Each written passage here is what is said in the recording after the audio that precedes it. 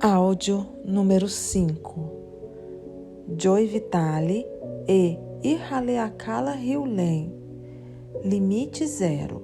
O sistema havaiano secreto para prosperidade, saúde, paz e mais ainda.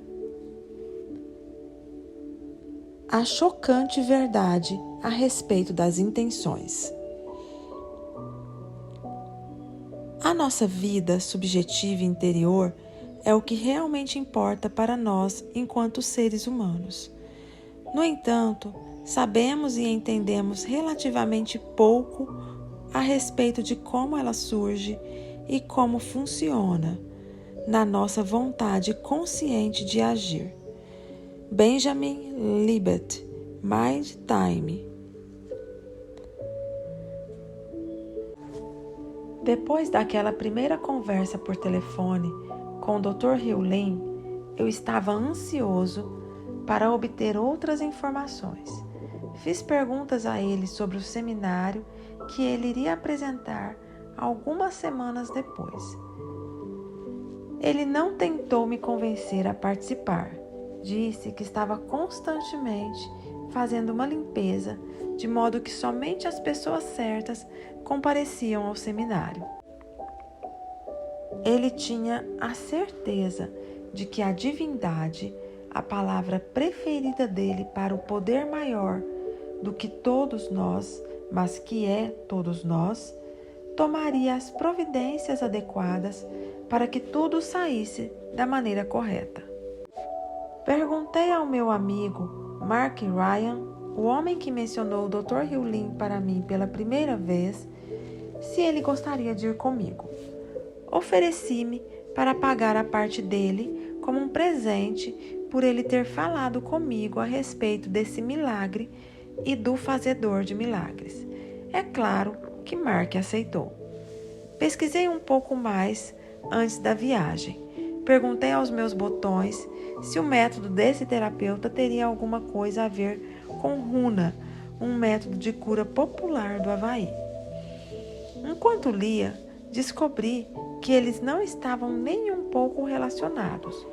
Runa é o nome que Max Freedom Long, o empreendedor que virou autor, deu à sua versão do espiritualismo havaiano. Ele afirmou ter aprendido uma tradição secreta com amigos havaianos quando trabalhou como professor no Havaí. Ele fundou a Runa Fellowship em 1945 e depois publicou uma série de livros, sendo que um dos mais populares é The Secret Science Behind Miracles. Embora fascinante, o trabalho de Long não tinha nada a ver com o terapeuta que eu estava investigando. Eu estava começando a descobrir que o terapeuta praticava um método do qual Long nunca ouvira falar, pelo menos não da maneira como o Dr. Riulen o praticava. À medida que continuei a ler e a aprender, a minha curiosidade aumentou. Eu mal podia esperar pelo dia do voo que me levaria ao encontro do agente de cura. Voei para Los Angeles e encontrei-me com Mark e fui para Calabasas, na Califórnia. Mark levou-me para um passeio em Los Angeles antes de partirmos e nos divertimos bastante. No entanto, ambos queríamos conhecer o homem a respeito de quem tanto tínhamos ouvido falar. Embora Mark e eu tivéssemos tido uma conversa profunda e estimulante durante o café da manhã, o que nós dois realmente desejávamos era que o seminário começasse logo. Quando chegamos à sala do evento, deparamos com uma fila de cerca de 30 pessoas. Fiquei tentando ficar na ponta do pé o tempo todo para poder enxergar por cima da cabeça das pessoas. Eu queria ver o agente de cura. Eu queria ver o homem misterioso. Eu queria ver o Dr. Riulen. Quando finalmente cheguei à porta, fui recebido por ele. Aloha, Joseph, disse o Dr. Hewlin, estendendo a mão. A voz dele era suave, mas ele tinha carisma e autoridade. Vestia uma calça caqui, tênis, a camisa aberta no colarinho e paletó. Tinha na cabeça um boné de beisebol, o qual, mais tarde, vinha a saber que era a sua marca registrada. Aloha, Mark, disse ele para o meu amigo. Batemos um papo descontraído quando ele fez perguntas a respeito do nosso voo, do tempo que eu levara para ir do Texas a Los Angeles e assim por diante. Adorei o homem instantaneamente.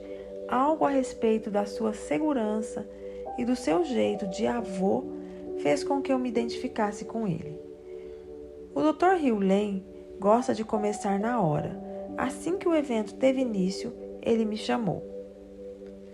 Joseph, quando você deleta alguma coisa no seu computador, para onde ela vai? Não tenho a menor ideia, respondi. Todo mundo riu. Estou certo de que ninguém tampouco sabia. Quando vocês apagam uma coisa do seu computador, para onde ela vai? Perguntou ele à audiência. Para a lixeira, gritou alguém. Exatamente, disse o Dr. Hewlin. Ela continua no computador, só que não podemos vê-la. As suas memórias são assim, continuam em vocês, só que invisíveis. O que vocês precisam fazer é apagá-las completa e permanentemente. Achei isso fascinante, mas não tinha a menor ideia do que significava ou do rumo que a coisa estava tomando. Por que eu iria querer que as minhas memórias fossem permanentemente apagadas? Vocês têm duas maneiras de viver a vida, explicou o Dr. Hewlin. A partir da memória ou da inspiração. As memórias são antigos programas que voltam a ser executados. A inspiração é o divino transmitindo-lhe uma mensagem. Vocês precisam viver a partir da inspiração. A única maneira de ouvir o divino e receber inspiração é limpar todas as memórias. A única coisa que vocês precisam fazer é uma limpeza.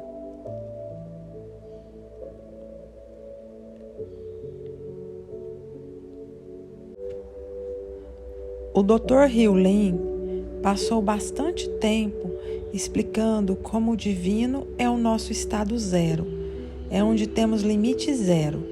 Não há memórias, não existe identidade, nada além do divino. Na nossa vida, temos momentos em que visitamos o estado de limite zero, mas na maior parte do tempo, o que está se manifestando é lixo, o que ele chama de memórias. Quando eu trabalhava no hospital psiquiátrico e examinava as fichas dos pacientes, disse ele, eu sentia dor dentro de mim. Era uma memória compartilhada, era um programa que fazia com que os pacientes agissem como agiam. Eles não tinham controle, estavam presos em um programa. Enquanto eu sentia o programa, eu ia fazendo a limpeza. A purificação ou limpeza tornou-se um tema recorrente. Ele nos ensinou várias maneiras de nos purificarmos, e não posso explicar aqui a maioria delas, porque são confidenciais. Você precisa participar de um seminário de Ho'oponopono para aprendê-las. Visite www.ho'oponopono.org. Mas há um método de purificação que o Dr. Hewlin usou mais e ainda usa, que é o que usarei hoje. Existem simplesmente 4 declarações que dizemos repetidamente, sem parar, dirigindo-as ao divino. Eu te amo, sinto muito, por favor, me perdoa, obrigado. Enquanto participávamos daquele primeiro evento de fim de semana, a frase "Eu te amo" tornou-se parte do tagarelar da minha mente. Assim como às vezes Acordamos com uma música tocando na cabeça. Eu acordava ouvindo Eu Te Amo na cabeça. Quer eu pronunciasse ou não conscientemente a frase, ela estava presente. Era um sentimento maravilhoso. Eu não sabia como a frase poderia estar purificando alguma coisa, mas eu a repetia de qualquer maneira. Como Eu Te Amo poderia ser de algum modo nocivo? Em determinado momento do evento, o Dr. Hewlin voltou a se dirigir a mim. Ele perguntou: Joseph, como você sabe dizer se uma coisa é uma memória ou uma inspiração? Eu não entendi a pergunta e disse isso a ele. Como você sabe se uma pessoa que contraiu câncer transmitiu a doença para si mesma ou se ela lhe foi transmitida pelo divino como um desafio destinado a ajudá-la? Fiquei em silêncio por um instante, enquanto tentava assimilar a pergunta. Como você sabe quando um evento é proveniente da sua mente ou da mente do divino? Não tenho a menor ideia, repliquei. Nem eu, declarou o Dr. Hewlin. E é por esse motivo que precisamos fazer uma limpeza constante. Precisamos purificar tudo, já que não temos nenhuma ideia do que é uma memória e do que é inspiração. Fazemos a limpeza para chegar a um lugar de limite zero, que é o estado zero. O Dr. Hewlin afirma que a nossa mente tem uma visão minúscula do mundo. E essa visão não apenas é incompleta, como também incorreta. Só acreditei nesse conceito quando tive nas mãos o livro The Wayward Mind, de Guy Claxton. Nele, Claxton escreve a respeito de experiências que provam que o nosso cérebro nos diz o que fazer antes de nós conscientemente decidirmos fazê-lo. Em uma famosa experiência, um neurocientista chamado Benjamin Libet ligou pessoas a um eletroencefalógrafo, um aparelho que faz o registro do eletroencefalograma, que mostrou o que estava acontecendo no cérebro dessas pessoas. O aparelho revelou que um surto de atividade cerebral ocorria antes que a pessoa tivesse a intenção consciente de fazer alguma coisa, indicando que a intenção tinha origem no inconsciente e depois penetrava na percepção consciente. Claxton escreve que Libet descobriu que a intenção de se mover aparecia cerca de 1/5 de segundo antes de um movimento começar, mas que um surto de atividade no cérebro tinha lugar mais ou menos 1/3 de segundo antes da intenção. Segundo William Irvine, no livro On Desire, Why We Want What We Want, experiências como essas sugerem que as nossas escolhas não são formadas de uma maneira consciente e racional. Ao contrário, elas se formam na mente inconsciente e vão aumentando de intensidade. E quando finalmente chegam à superfície, nós passamos a controlá-las. E o próprio Benjamin Libet, o homem que realizou as experiências polêmicas e reveladoras, escreveu o seguinte no livro Mind Time: o surgimento inconsciente da intenção de agir não poderia ser controlado conscientemente. Somente a sua consumação final em um ato motor poderia ser conscientemente controlada.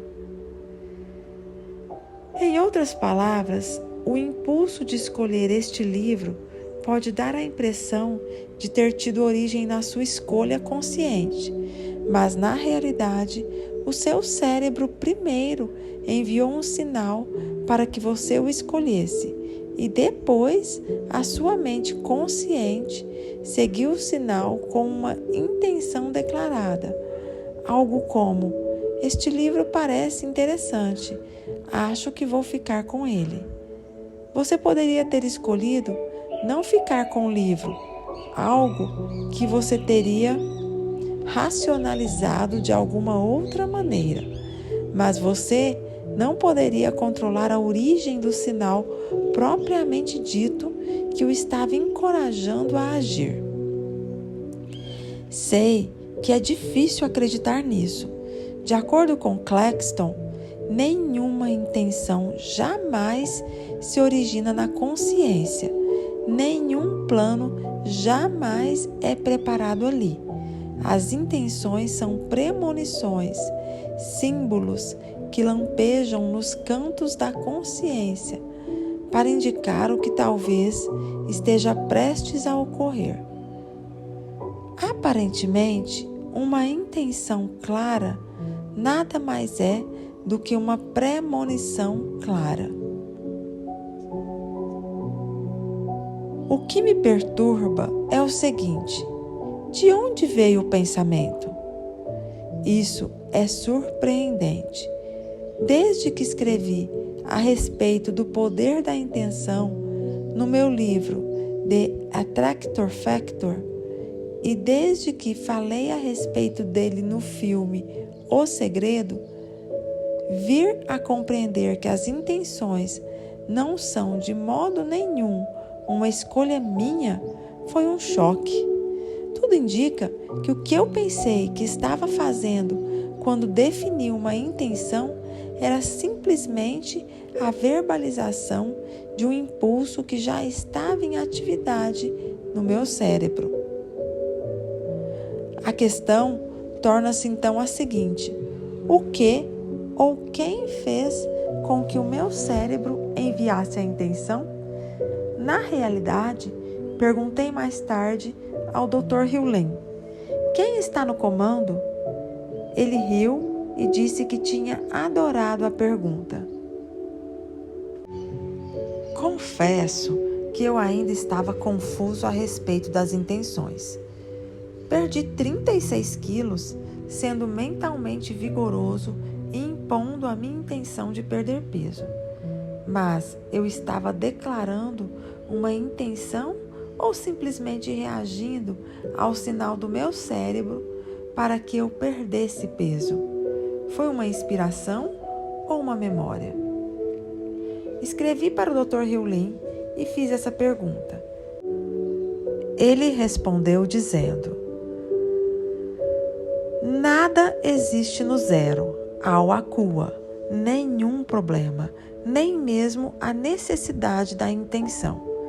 As preocupações com o peso são simplesmente memórias que estão sendo reencenadas, e essas memórias substituem o zero, você. O retorno ao zero, você, requer que a divindade apague as memórias por trás das preocupações com o peso. Apenas duas leis determinam as experiências: a inspiração da divindade e a memória armazenada na mente subconsciente, sendo a primeira nova em folha e a última velha. Jesus teria supostamente dito o seguinte: procurai primeiro o reino, zero, e tudo o mais será acrescentado, inspiração.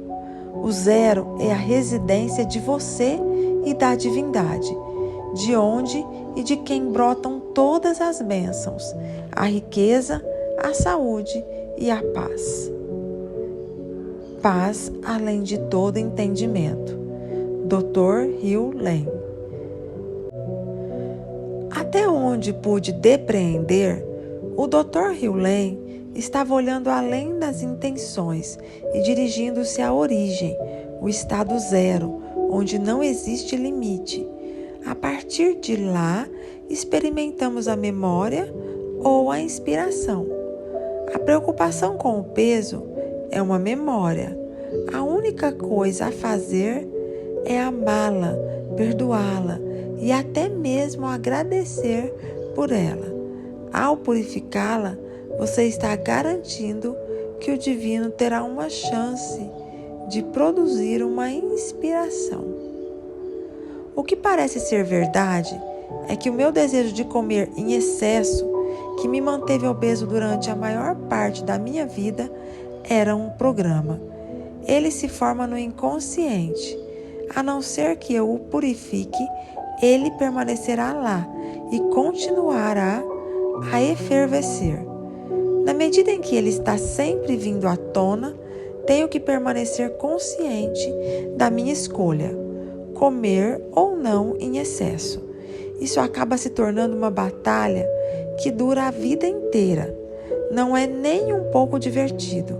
Sem dúvida, podemos neutralizar a tendência dizendo não a ela, mas isso, obviamente, exige empenho e energia enormes. Com o tempo, dizer não à satisfação do desejo pode tornar-se um novo hábito, mas temos que passar por um verdadeiro inferno para chegar a esse ponto. Em vez disso, quando fazemos uma limpeza na memória, ela acaba desaparecendo. Depois, o desejo de comer em excesso não mais se manifestará, somente a paz permanecerá. Em resumo, a intenção era mero farrapo quando comparada à inspiração. Enquanto mantive a intenção de fazer alguma coisa, continuei a lutar com o que existe. Assim que entreguei os pontos e cedi à inspiração, a vida se transformou. Eu ainda não tinha certeza se era assim que o mundo realmente funcionava e ainda estava confuso a respeito do poder da intenção.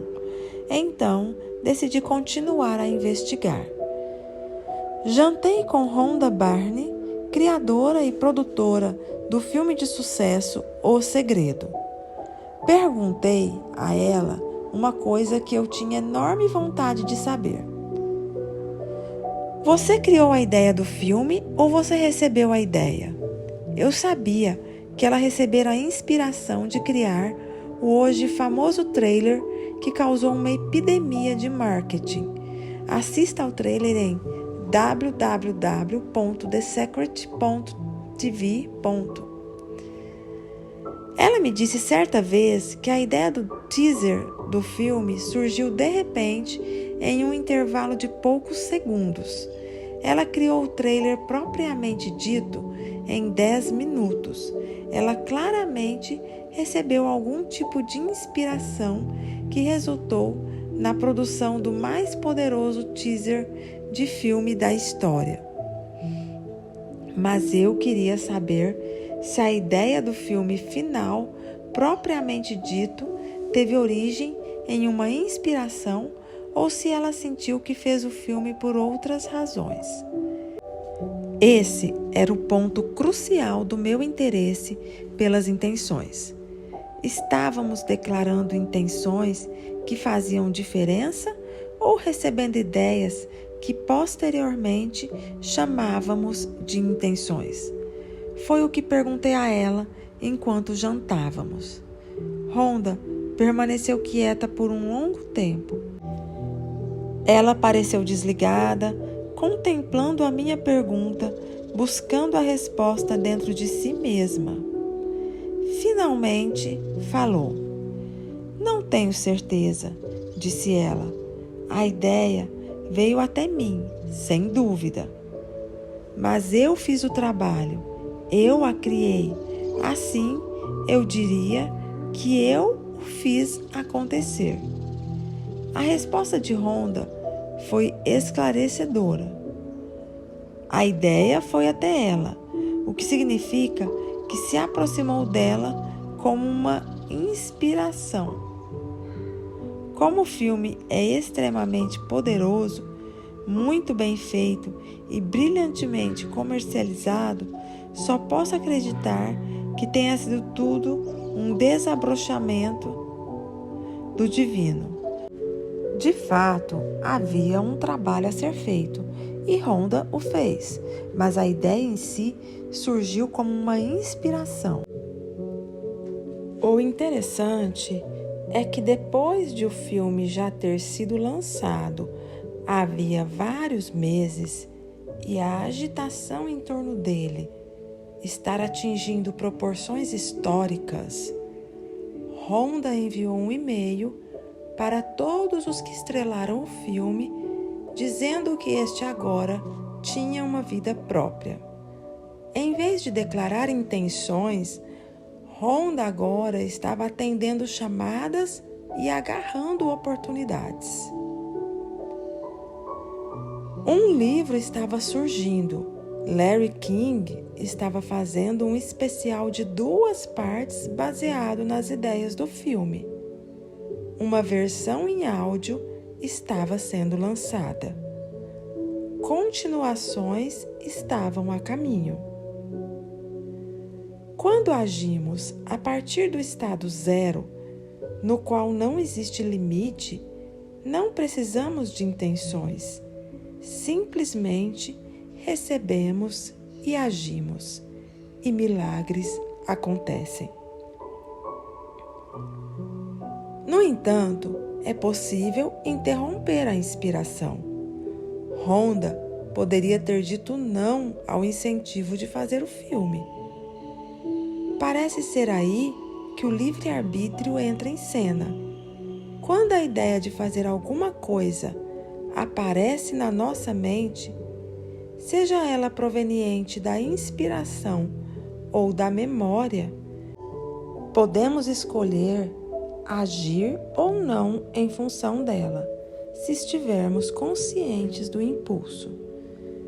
De acordo com Jeffrey Schwartz, no seu convincente livro The Mind and the Brain, a nossa vontade consciente, o poder de escolha, é capaz de cancelar o impulso que teve início no nosso inconsciente.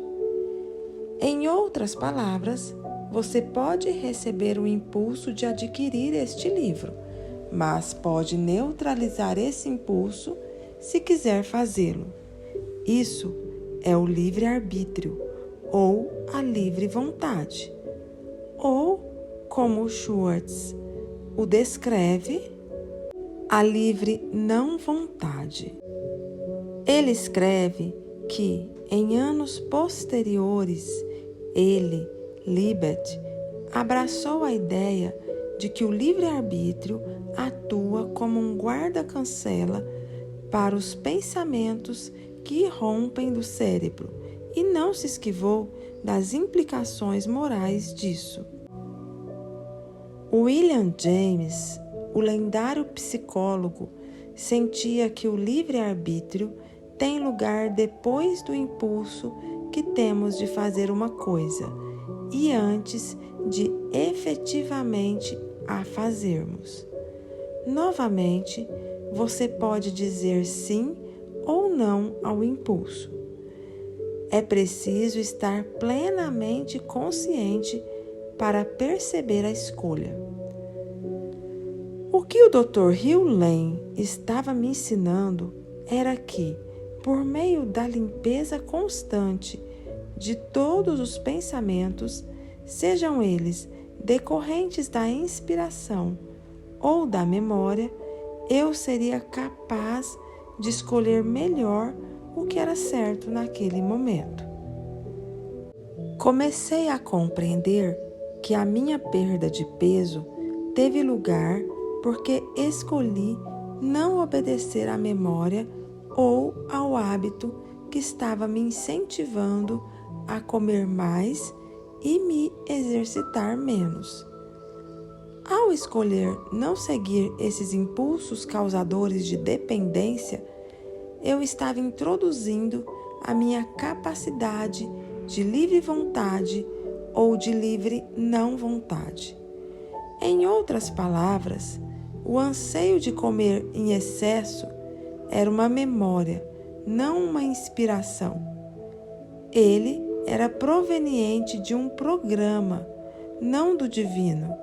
Eu estava desconsiderando o programa ou neutralizando-o. O que entendi que o Dr. Hugh estava sugerindo como uma melhor abordagem era amar o programa até que este se dissolvesse e tudo o que restasse seria a divindade. Eu ainda não entendia bem tudo isso, mas estava prestando atenção e escolhendo não eliminar nada por ser novo. Eu mal poderia imaginar o que estava me reservado a seguir.